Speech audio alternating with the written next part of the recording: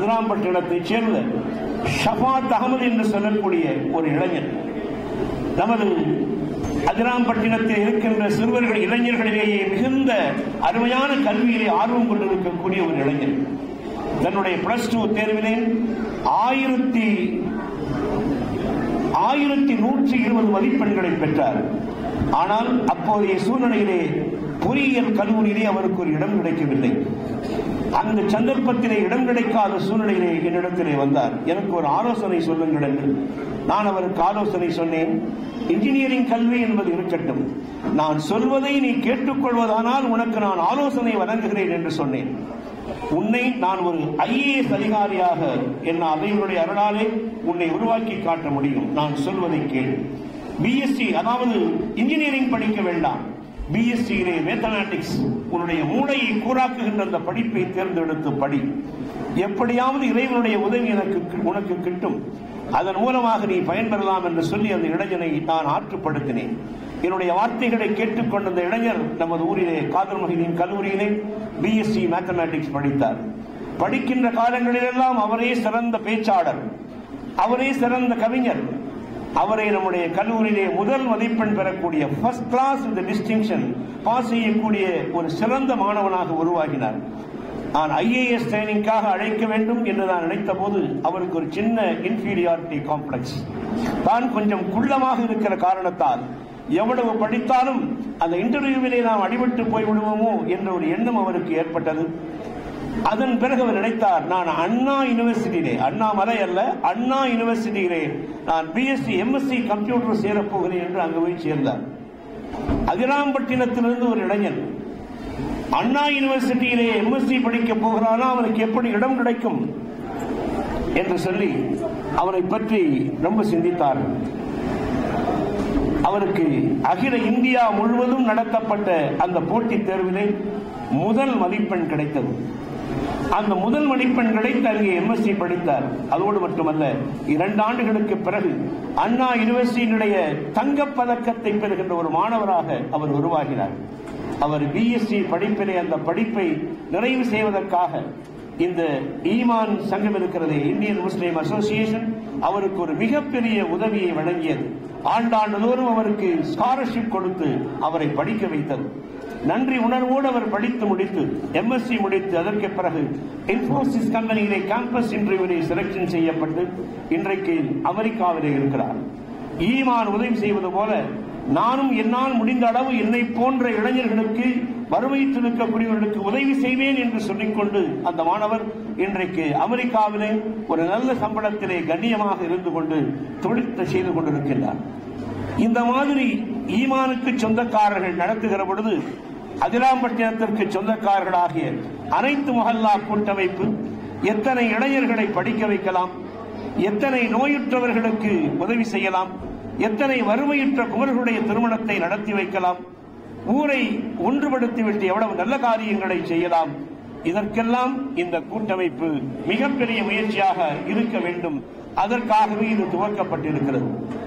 இமாம் புகாரி ரஹ்மத்துல்லாஹி அலைஹி அவர்கள் ஆயிரக்கணக்கான ஹதீஸ்களை எல்லாம் தொகுத்து வைத்துவிட்டு எந்த ஹதீஸை முதலிலே எழுதலாம் என்றவர்கள் நினைக்கிற போது அவர்கள் தொழுதுவிட்டு இறைவனிடத்திலே கையேந்தி கேட்டார்கள், இறைவா, எனக்கு ஒரு நல்ல ஹதீஸை முதல் ஹதீஸாக வைப்பதற்கு எனக்கு ஒரு வாய்ப்பை கொடு என்று இறைவனிடத்திலே கேட்டுக் கொண்டிருந்தார்.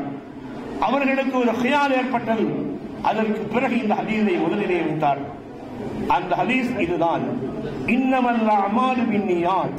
புகாரி ஷரீஃபினுடைய ஆயிரக்கணக்கான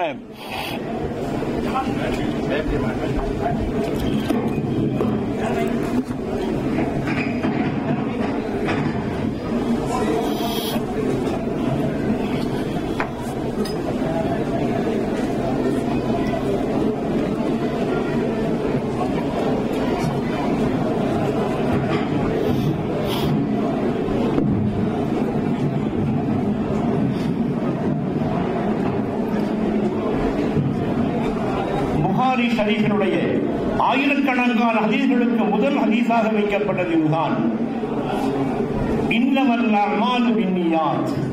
எண்ணங்களின் அடிப்படையிலேதான் எல்லா செயல்பாடுகளும் அமைகின்றன என்ற கருத்தை முதலாவதாக வைத்து அந்த புகாரி ஷரீஃபினுடைய ஹதீஸ்களை எல்லாம் இமாம் புகாரி ரஹ்மத்துல்லாஹி அலைஹி அவர்கள் தொகுத்து நமக்கு தந்தார். இது ஒரு நல்ல சிந்தனையின் அடிப்படையிலே ஏற்பட்ட ஒரு ஒருமைப்பாடு. நாம் ஒன்றுபட்டிருக்க வேண்டும் என்கின்ற உணர்வோடு இந்த சங்கம் துவக்கப்பட்டிருக்கிறது. அதிராம்பட்டினம் தமிழகத்திலே பெயர் சொல்லி அழைக்கக்கூடிய முக்கியமான 3-4 ஊர்களிலே ஒன்று. அதிராம்பட்டினம், காயல்பட்டினம், கீழக்கரை, கூத்தாநல்லூர், கடையநல்லூர், இந்த மாதிரி முஸ்லிம் சென்டர்களிலே ஒரு அருமையான ஊர் அதிராம்பட்டினம்.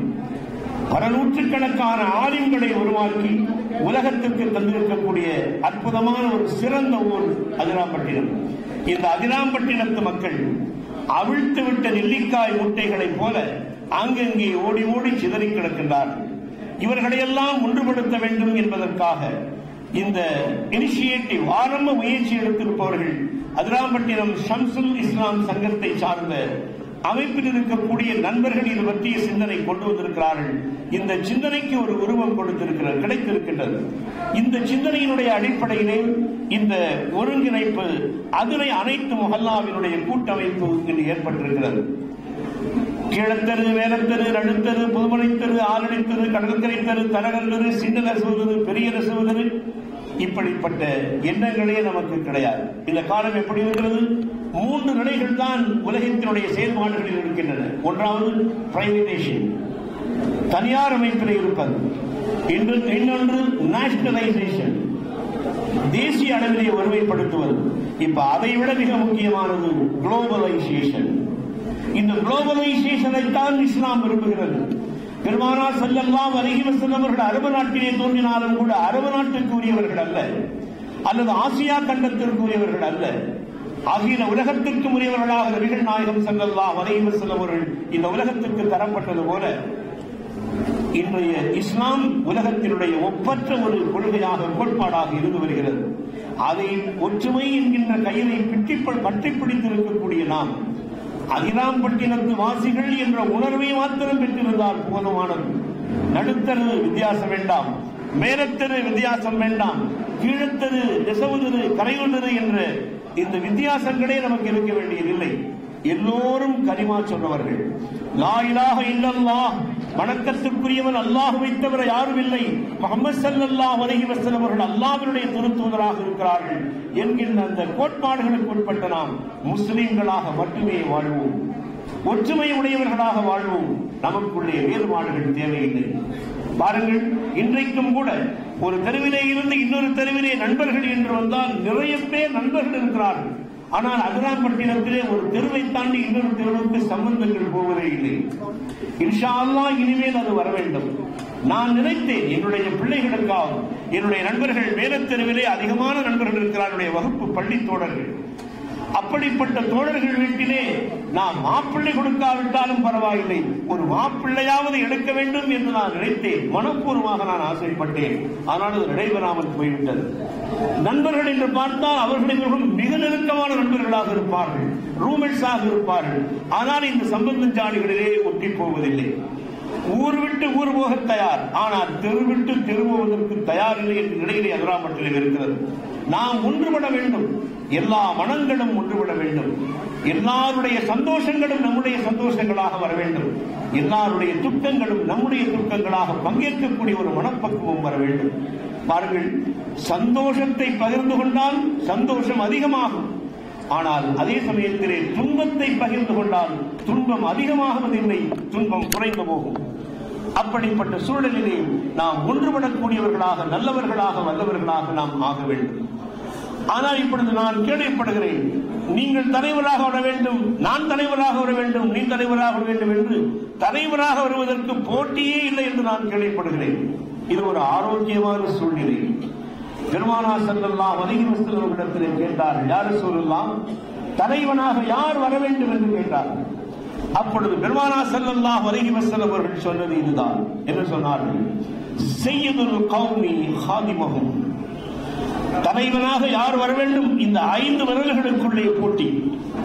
இந்த 5 விரல்களும் சொன்னது, நண்பர்களே, நாம் 5 பேர் இருந்தாலும் கூட பெரியவர் என்கின்ற பெயர் எனக்குத்தான் கிடைத்திருக்கிறது, நான் தான் தலைவனாக வர வேண்டும் என்று இந்த பெருவிரல் சொன்னது.